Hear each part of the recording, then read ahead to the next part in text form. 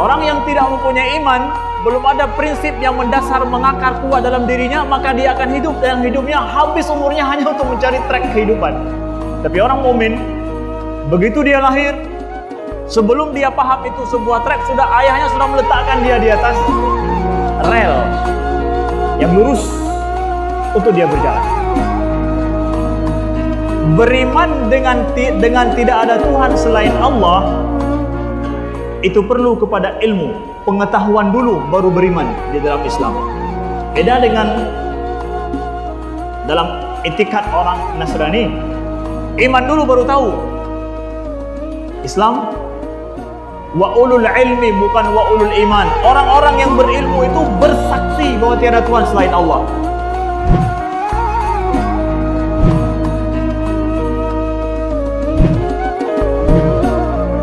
Sidang jamaah salat maghrib dan isya yang dirahmati Allah, mohon izin kepada guru-guru kami dan juga orang tua kami di sini untuk kami sejenak berbicara, dan terima kasih kepada kesempatan yang telah diberikan kepada kami. Kami datang dari Sigli 2 jam lebih untuk sedikit berbicara, tidak sampai 1 jam di tempat ini dengan izin Allah. Maka saya pikir bahwa tidak ada yang pantas untuk kita sampaikan di tempat ini kecuali memang sesuatu yang penting sekali untuk didengarkan. Dan juga kepada siapapun yang mungkin merekam pengajian kita pada malam ini, tidak semua kadang yang direkam itu bisa di-share. Kenapa? Di sana ada kesalahan yang mungkin terjadi, ya. Kalau memang itu layak, silahkan. Kalau memang itu tidak layak, maka mohon dimaafkan. Bapak Ibu sekalian, tuan-tuan dan puan-puan yang dirahmati Allah. Pada pertemuan malam Sabtu yang lalu, kita menjelaskan titik poin yang paling penting adalah bahwa siapapun manusia, dia tidak akan mampu hidup tanpa ada keyakinan yang menenangkan dalam dirinya. Kita mengambil banyak contoh dalam kehidupan hari-hari. Seseorang tidak akan bertindak sebuah tindakan sebelum dia mendapatkan sebuah keyakinan yang tenang dalam dirinya, baru dia akan mampu untuk melakukannya. Dan kita katakan bahwa iman itu adalah sesuatu yang menenangkan di dalam jiwa, yang dengan prinsip yang telah tertancap dalam jiwa seorang muslim, maka atas dasar itulah kemudian dia berbuat dan bertindak. Mesti ada prinsip yang telah tertanam dengan tenang, tidak perlu didiskusikan lagi dan tidak ada lagi di sana keraguan. Baru kemudian atas dasar itulah kita akan bertindak. Atas dasar itulah semua perbuatan kita itu berakar. Pada itulah akar daripada setiap perbuatan manusia. Cuma bedanya adalah keimanannya, prinsip dasar yang telah tertanam dalam dirinya itu apaan? Benar atau tidak? Ini yang menjadi permasalahan. Makanya itulah perlu kepada hidayah, perlu kepada petunjuk. Siapapun dia bisa meyakini apa saja. So mentang ku yang galak meyakini hana masalah. Tidak ada batasannya.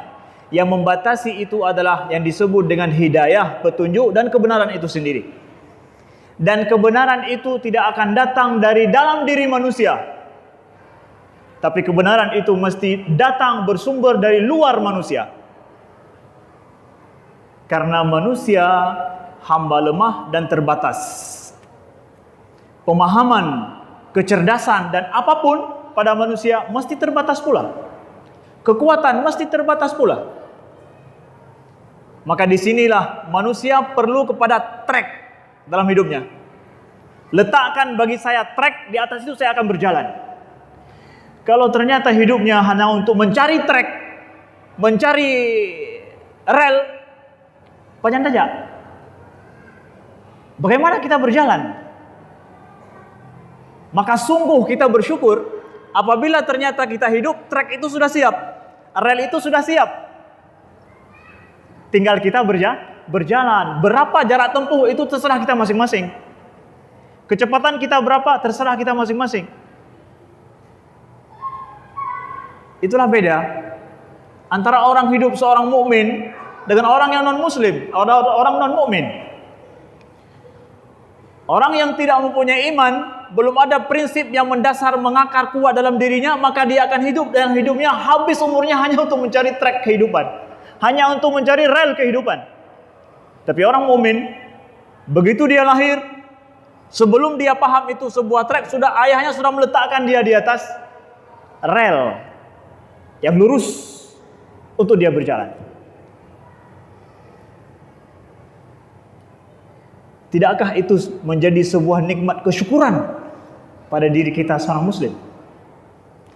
Bukankah keimanan kita yang telah tertanam dalam diri kita, prinsip-prinsip dasar iman itu, bahwa Allah itu adalah Tuhan yang satu yang menciptakan segala sesuatu jagat raya itu, dan Dia Allah yang telah menciptakan kita, dan Allah pula yang akan menghidupkan kita kembali.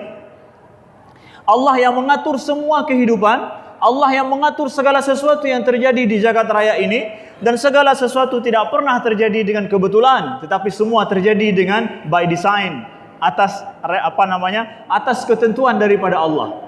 Bagian daripada keimanan yang prinsip mendasar dalam diri seseorang. Nah, kita dapatkan dalam Al-Quran misalkan Nabi Ibrahim alaihissalam.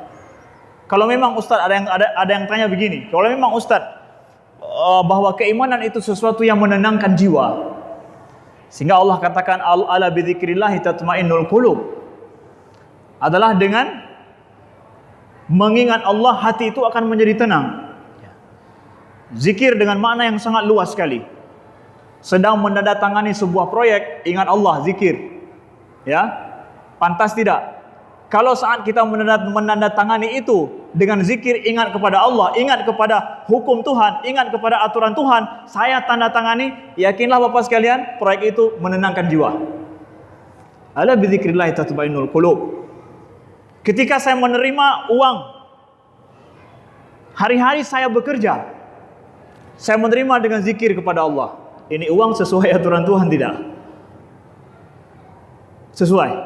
Dengan zikir kepada Allah saya terima itu, menenangkan jiwa, Bapak Ibu sekalian. Baik, kalau memang masalah keimanan itu mesti sesuatu yang menenangkan, menenteramkan dalam jiwa kita, tapi ada dalam surah Al-Baqarah Nabi Ibrahim itu bertanya, A'udzubillahi minasyaitonirrajim, wa idz qala Ibrahim rabbi arini kaifa tuhyil mauta, qala awalam tu'min, qala bala walakin liyatma'inna qalbi. Ada yang nanya, Ustaz, kalau memang apakah Nabi Ibrahim enggak beriman? Artinya apa? Ingatlah ketika Ibrahim itu bertanya kepada Allah, Rabbi arini kaifa tuhyil mauta. Rabbi, wahai Tuhanku, arini, tampakkan padaku kaifa tuhyil mauta, bagaimana engkau menghidupkan yang mati. Allah bertanya kemudian, qala awalam tu'min, apakah engkau tidak beriman? Qala bala walakin liyatma'inna qalbi. Tentu ya Allah, tetapi untuk menjadikan diriku tenang. Bilang, Ustaz, bagaimana kita baca ayat ini? Kami sering baca ayat ini, seakan-akan kita melihat sekilas Nabi Ibrahim kok nanya itu, kemudian Allah katakan bahwa apakah engkau tidak beriman? Tentu ya Allah. Nah, adanya jawaban Nabi Ibrahim tentu, jelas, bala, tentu. Tidakkah? Tentu, menunjukkan kepada sesuatu yang pasti, positif. Tentu. Walakin liyatma'inna qalbi, akan tetapi supaya hatiku menjadi tenang. Apanya yang diimani oleh Nabi Ibrahim dan apanya yang belum menjadikan beliau tenang? Nah, ayat ini mengisahkan tentang, sebab kita katakan tadi jelas dari minggu lalu bahwa keimanan itu adalah mesti prinsip-prinsip yang telah menenangkan jiwa seseorang. Atas dasar itu siapapun akan berbuat atas dasar sesuatu yang telah diterima dengan damai dalam dirinya. Nabi Ibrahim beliau telah beriman bahwa Allah itu menghidupkan yang mati. Bala, tentu Nabi Ibrahim telah beriman dengan itu, dan itu telah tidak perlu didiskusikan lagi, tidak perlu pada bukti lagi. Beliau tidak sedang dalam ayat ini mencari bukti tentang Allah menghidupkan yang mati, bukan. Nabi Ibrahim tidak sedang mencari bukti Allah menghidupkan yang mati, tetapi apa juga? Arini kaifa tuhyil mauta, tampakkan kepadaku bagaimana engkau menghidupkan, bagaimananya. How? Nabi Ibrahim enggak sedang mengatakan, betulkah ya Allah engkau menghidupkan yang mati? Nah, ini pertanyaan kafir dan iman. Antara kafir dan iman, betulkah Tuhan menghidupkan yang mati? Nah, itu pertanyaan orang kafir. Dia masih meragukan sesuatu yang penting dalam asas keimanan. Apa itu? Menghidupkan yang mati. Bahwa Allah menghidupkan yang mati itu asas dasar keimanan. Kalau seorang tidak mempercayai itu, belum ada imannya. Tapi Nabi Ibrahim bertanya, bukan betulkah engkau menghidupkan yang mati? Bukan. Tetapi kaifa, bagaimana? Bagaimana itu tidak masuk dalam matlubatil imaniyah. Tidak masuk dalam tuntutan iman. Kalau saya tidak tahu bagaimana Allah menghidupkan yang mati, tidak masalah sama sekali. Tidak mengganggu iman seseorang. Tapi yang mengganggu adalah ketika kita bertanya, mungkin mantuhan gepudip yang kamatinya. Nyan masalah. Kalau itu tertanam masih memperjadi pertanyaan, itu bukan iman. Itu belum sampai derajat iman. Yang menenangkan, masih meragukan. Nabi Ibrahim hanya ingin mengetahui supaya hati beliau tentram dan tenang. Bagaimananya Allah menghidupkan yang mati. Ini dia masalahnya bagi Nabi Ibrahim. Nah, bagaimana inilah yang sering menjadi gangguan terhadap diri manusia. Dan sains itu dia berpijak pada pertanyaan bagaimana. How? Jadi kalau seorang ilmuwan melihat tumbuh-tumbuhan, dia akan melihat bagaimana tumbuh-tumbuhan ini bisa tumbuh demikian, bagaimana. Dia tidak bertanya lagi tumbuh atau tidak. Sudah jelas di depan matanya tumbuh. Tapi sekarang masalahnya adalah bagaimana dia menghasilkan buah sedemikian rupa. Bagaimana kalau seandainya diperbanyak buahnya. Terus bagaimana itu yang terus dikaji. Itu adalah urusan manusiawi sekali itu. Ingin mengetahui bagaimana. Nabi Ibrahim ingin mengetahui bagaimana. Nah, menghidupkan yang mati itu adalah fungsi Allah. Itu tugas Tuhan, tugas Allah. Bukan tugas manusia. Kita tidak perlu untuk mengorek bagaimana Allah menghidupkan itu. Enggak, berimanlah Allah menghidupkan yang mati. Tapi bagaimananya kembalikan pada Allah. Tapi Nabi Ibrahim ingin mengetahui lebih. Ini keistimewaan beliau. Dan Allah tunjukkan itu.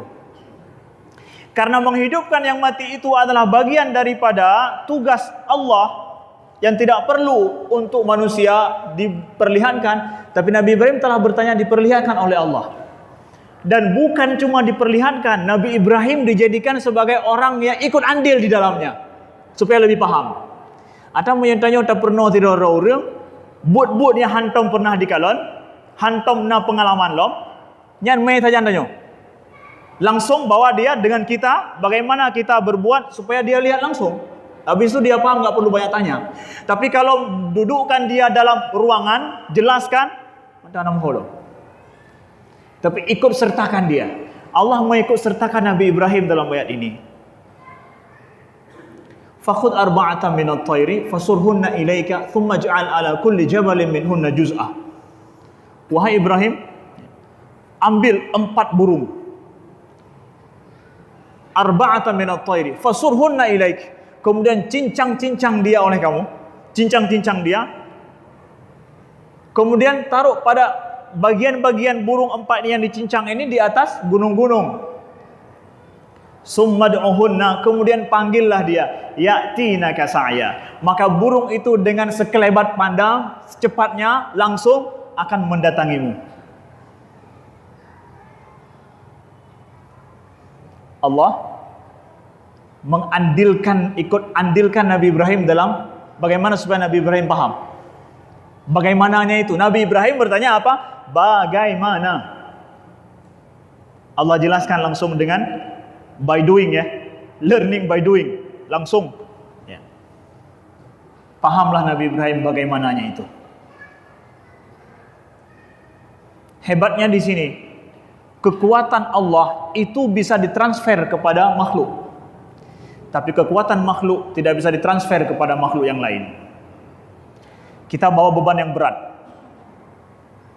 Tamai padi bahasa Tanjung Kampung, tamai padi leher gating. Nya dua gating mata urung me. Saya bicara ini dalam bahasa Aceh supaya sedikit terasa nuansa Acehnya. Si gating nan duduk. Satu gating tahu tidak? Satu gating itu 16 are. Maunya are yang kanyang lom gak payah pegang sampai dong bicuk tak. Ya. Dua gating itu satu umpang. Nah. Ya. Kalau tiga gating, kalau tak lebih umpang, kau payah pegang umpang panjang. Nya haik tamai nunggu tua. Gohondat. Nah, kalau ada orang yang seperti ini membawa padi sampai 3 gating ini, perlu pada bantuan orang lain. Manusia akan membantu dengan ikut serta dia sendiri. Tidak bisa dia mentransfer kekuatan. Tunggu ya, saya akan transfer kekuatan supaya anda bisa bawa 3 gating padi ini. Tidak bisa. Manusia harus ikut andil, dia sendiri yang menolong. Tapi Allah, kekuatan Allah bisa ditransfer kepada manusia, kepada Nabi. Dijadikan Nabi mampu untuk memanggil burung dan tiba-tiba dia hidup. Begitu juga terjadi dengan Nabi Isa alaihissalam.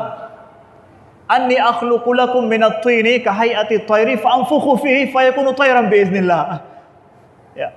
Jadi aku buat tanah dari tanah liat seperti bentuk burung, kemudian aku tiupkan, kemudian dia hidup jadi burung. Maaf ya, ini bukan kekuatan Nabi Isa ya, tapi transfer daripada Allah. Bahkan Nabi Isa bilang lagi apa? Wa uhyil mauta biiznillah, dan aku menghidupkan yang mati dengan izin Allah. Lihat. Langsung dalam ayat Al-Quran jelas Allah katakan, aku menghidupkan yang mati. Menghidupkan yang mati itu bukan fungsi manusia, bukan tugas manusia, dan bukan kekuatan manusia, tapi kekuatan Allah. Tapi Allah bisa memberikan kekuatannya itu pada manusia dengan berupa mukjizat itu sendiri. Makanya mukjizat Allah, amrun, para ulama tauhid mengatakan mukjizat itu apa? Amrun khariqun lil adati, ya, maqrunun bit tahaddi, ma'adamil mughalabah. Adalah sebuah perkara yang luar biasa terjadi. Di sana ada tantangannya tanpa mampu untuk dikalahkan. Kenapa nggak bisa dikalahkan mukjizat itu oleh manusia? Karena dia itu adalah kekuatan Tuhan, kekuatan Allah. Kekuatan Allah bisa ditransferkan kepada manusia. Kekuatan manusia tidak bisa ditransferkan kepada orang lain. Nah, saudaraku sekalian, keimanan itu, nuktah yang pertama adalah keimanan itu adalah mesti perkara tersebut sudah betul-betul tentram dan damai dalam diri kita. Tidak ada lagi kita mempertanyakan, dan kita jadikan sebagai pijakan untuk berbuat. Selanjutnya, kita Ustaz sebenarnya untuk beriman itu perlu iman dulu baru paham, baru tahu, atau perlu tahu dulu baru beriman? Nah, ini juga banyak pertanyaan. Ketika saya di Eropa, banyak pertanyaan. Emang kita harus beriman dulu baru tanya, baru kita mengetahui, atau tahu dulu sebelum, atau mesti belajar mengetahui dulu baru beriman? Yang mana duluan? Jelas dalam Al-Quran Allah jelaskan. Syahidallahu annahu la ilaha illa huwa wal malaikatu wa ulul ilmi qa'iman bil qist. Allah bersaksi bahwa tiada Tuhan selain Dia, dan para malaikat menegakkan keadilan, wa ulul ilm, dan juga orang-orang yang mempunyai ilmu pengetahuan. Beriman dengan tidak ada Tuhan selain Allah itu perlu kepada ilmu, pengetahuan dulu baru beriman di dalam Islam. Beda dengan dalam itikad orang Nasrani, iman dulu baru tahu. Islam wa ulul ilmi, bukan wa ulul iman. Orang-orang yang berilmu itu bersaksi bahwa tiada Tuhan selain Allah. Asal muasal dari segala keimanan kita dimulai dari kita percaya kepada adanya Sang Pencipta yang menciptakan langit dan bumi, yang menciptakan kita semua makhluk dan seluruhnya. Asal muasal segala keimanan. Kalau kita telah mengetahui bahwa di sana ada Tuhan yang dengan pengetahuan kita mengetahui di sana ada Allah, kemudian Allah itu mewahyukan kepada manusia, mengutus rasul, memberikan hidayah, dan di sana ada kehidupan setelah mati dan seterusnya. Itu semua masalah apa yang perlu kita ketahui setelah adanya Allah, itu semua kita ketahui dengan iman. Nah, untuk mengetahui adanya Allah, ilmu dulu, baru tahu tentang Allah. Kalau sudah beriman kepada Allah, baru kemudian dengan iman kita tahu. Ya, ada dua tahap. Orang mukmin, orang Islam, itu dia perlu kepada ilmu untuk awal mula dia beriman. Setelah kemudian dia beriman, lalu kemudian dia akan mendapatkan ilmu dari imannya itu. Jadi dua tahap. Kalau saya sudah percaya bahwa Al-Quran ini adalah daripada Allah diturunkan kepada Nabi Muhammad dan jelas buktinya, setelah itu saya tidak perlu lagi mempertanyakan, emangnya betul kita disuruh untuk memberikan zakat? Emangnya betul kita harus sholat 5 waktu? Emangnya betul. Kalau semua sudah ada dalam Al-Quran, tidak perlu lagi saya harus mencari betul atau tidak. Kenapa? Saya telah beriman kepada Al-Quran ini, dan saya sudah jelas pada saya bukti Al-Quran ini adalah daripada Tuhan. Nah, dengan keimanan saya mendapatkan ilmu. Jadi ada di sana ilmu puncak namanya. Ilmul qimmah. Ilmu puncak. Yang semua umat manusia harus mengetahui dan memiliki ilmu puncak ini. Apa itu?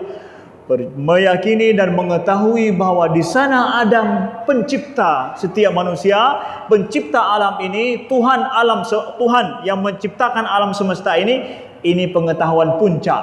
Siapa yang telah mengetahui pengetahuan puncak, udah tinggal nurun aja itu udah.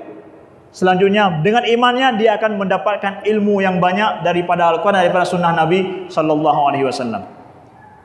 Makanya seorang mukmin ketika dikatakan bahwa ini sudah ada dalam ayat Al-Quran, sudah ada dalam sunnah Nabi, mulailah dia tenang jiwanya, tenang dirinya.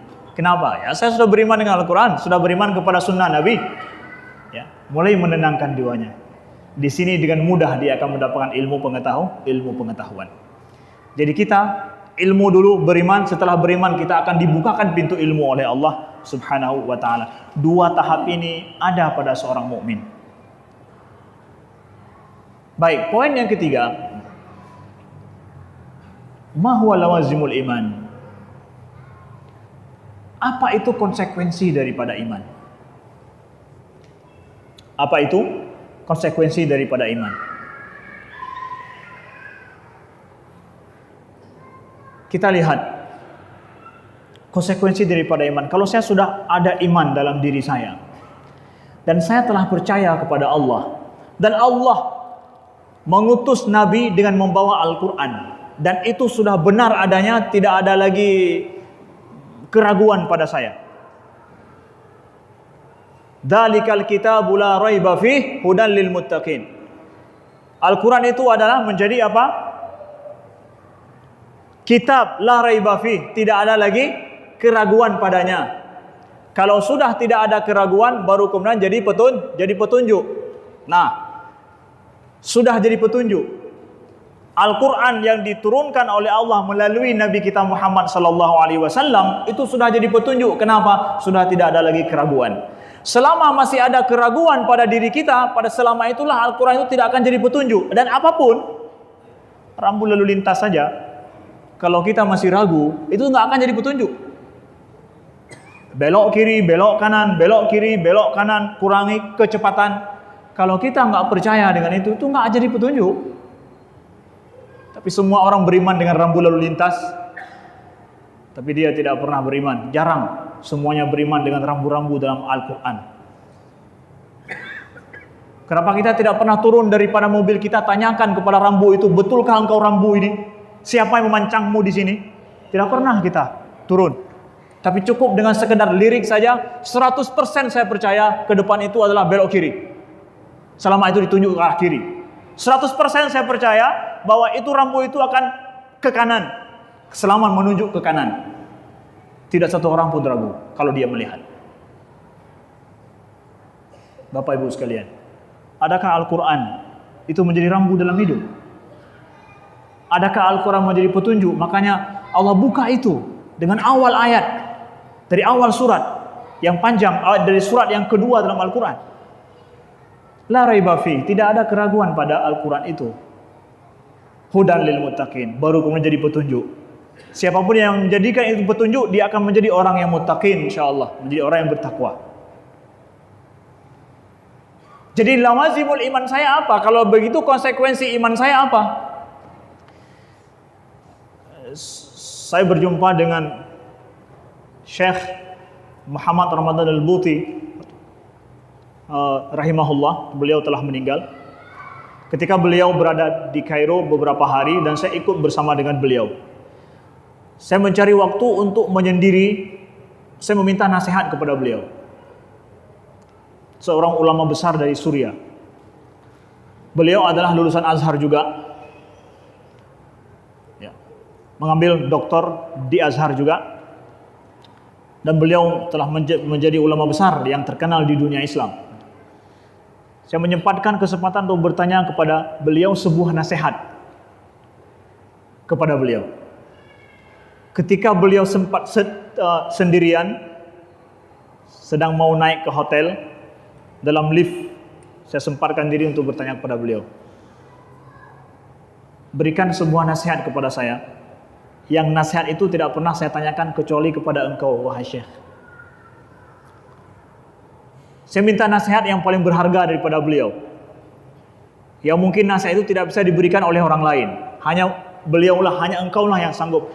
Hanya Syekhlah yang sanggup memberikan nasihat itu kepada saya. Beliau bilang apa? Beliau bilang bahwa tidak ada nasihat yang layak saya berikan kecuali hanya nasihat daripada Nabi SAW. Siapa saya untuk memberikan nasihat untuk kamu? Nasihat yang bisa saya berikan kepada kamu adalah nasihat daripada Nabi Muhammad SAW. Beliau bilang, apa itu? Qul amantu billah thumma istaqim. Katakan, yakinilah, amantu billah, aku beriman kepada Allah, kemudian istaqim, kemudian istiqomahlah. Hadis Nabi SAW. Hanya dua penggal. Siapapun bisa menghafalnya hari ini juga, saat ini juga, keluar dari sini mesti tidak akan pernah lupa. Qul amantu billah. Katakan, aku beriman kepada Allah. Iman dengan seperti yang sudah kita jelaskan, sudah menenangkan jiwa dan menenteramkan, tidak bisa dicabut lagi, tidak bisa dicerabut dari hati kita, tidak bisa didiskusikan lagi. Qul amantu billah. Kalau sudah demikian, summa istaqim. Kemudian istiqomahlah. Konsekuensi daripada iman itu adalah setelah itu istiqomah. Bapak ibu sekalian, puan-puan dan tuan-tuan, konsekuensi daripada iman kemudian adalah istiqomah dalam hidup. Istiqomah itu apa? Istiqomah itu wa aqimus shalah wa atuz zakah. Allah katakan aqimus shalah, dirikan salat kalau kita terjemahkan. Tapi sebenarnya makna adalah apa? Sempurnakanlah salat. Iqamati salat itu adalah mendirikan dengan menjaga kesempurnaan salat itu. Terus dalam hidup kita menyempurnakan salat kita. Nah, iman juga begitu ketika kita ingin istiqomah. Kita sudah beriman, kemudian sempurnakan iman itu dengan perbuatan kita hari-hari. Karena perbuatan itu adalah yang menyempurnakan iman kita terus menerus. Karena iman itu yazid wa yanqus, berkurang dan bertambah. Dan dengan istiqomah itu kemudian dia akan sempurna iman kita. Istiqomahlah, jalankanlah apa yang telah menjadi konsekuensi daripada iman kita, jalankan dalam hidup.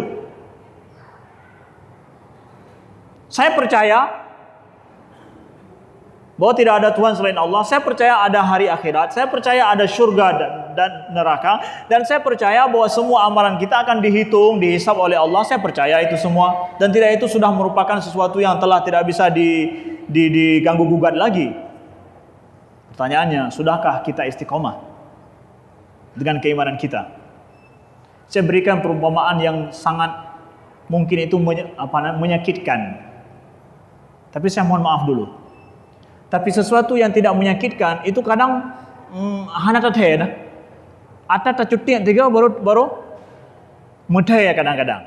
Punya kabrat dengar kada cuti. Nya punya nyom tu. Kabrat dengar punya yang cuti tiga mangak baru jaga lo.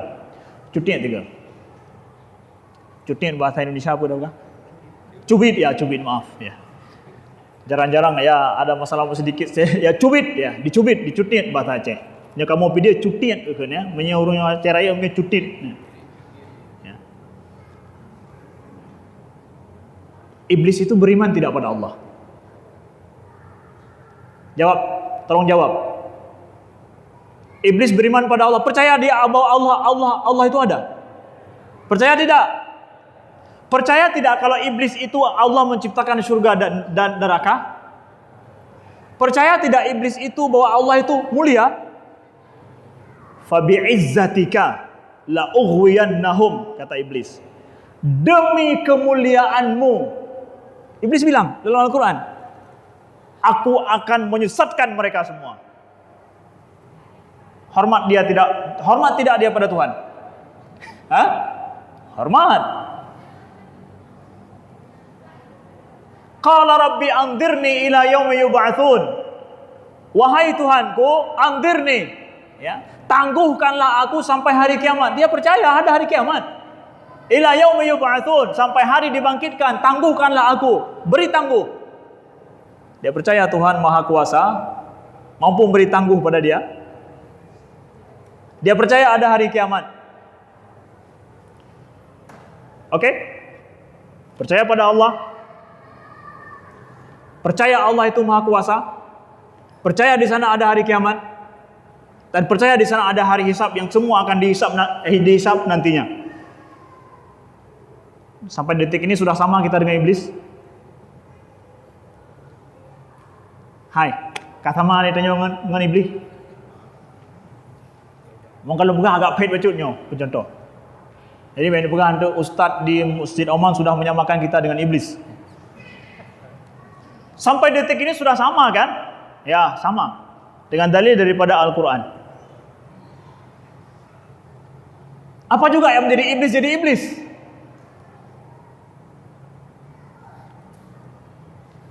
A'asjudu liman khalaqta tina.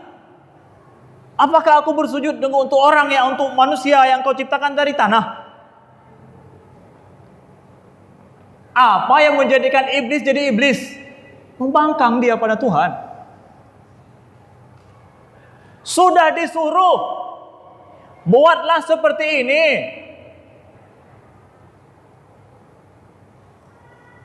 Istakbara. Dia membangkang, menyombongkan diri. Apakah dia istiqomah dengan keimanannya? Istiqomah tidak. Dengan keimanannya dia percaya Allah Maha Kuasa, dia percaya di sana ada hari akhirat. Istiqomah dia tidak istiqomah dia. Konsekuensi dari imanmu hai iblis, saya bicara dengan iblis nih ya.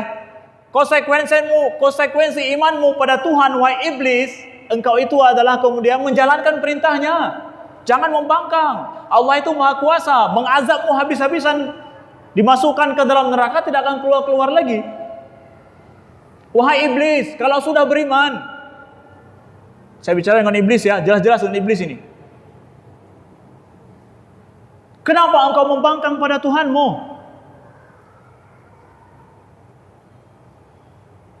Maka kemudian Allah dengan sangat bijak sekali, halus sekali dalam Al-Quran Allah bilang, ya ayyuhal insan, ma gharraka birabbikal karim.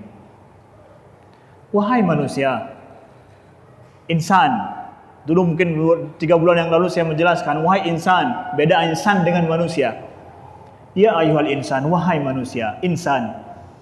Ma gharraka birabbikal karim. Apa yang menjadikan engkau itu tertipu daya dari Tuhanmu yang Maha Pemurah? Okelah iblis telah tertipu, dia terperdaya dia dengan kesombongannya, dia tidak mau istiqomah dalam hidup. Tapi engkau wahai insan, ma gharraka, apa yang menjadikan kamu ini terperdaya, tertipu, tidak mau istiqomah dalam hidup? Sudah tahu ini yang benar, kenapa tidak dijalankan? Sudah tahu ini yang benar daripada Allah, karena itu sudah menjadi konsekuensi iman saya, kenapa tidak dijalankan?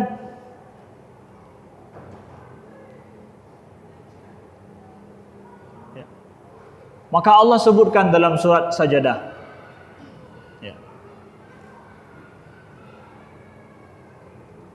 apakah sama? Ya. Afaman kana mu'minan kaman kana fasiqah? Ya kan? afaman kana mu'minan kaman kana fasiqah? Apakah orang-orang mukmin itu sama dengan orang-orang kafir ya? Ayat itu bilang apa? Apakah sama? Afaman kana mu'minan, apakah orang mukmin itu, lawan mukmin apa? Lawan mukmin apa? Lawan mukmin apa Bapak-bapak Ibu sekalian? Tolong jawab. Kafir. Tapi Allah bertanya, afaman kana mu'minan, apakah orang mukmin itu sama dengan, bukan kafir ternyata yang ditanya. Kaman kana fasiqah la yastawun. Allah jawab. Apakah orang mukmin itu sama dengan orang fasik? Allah jawab terus, la yastawun, tidak sama mereka itu.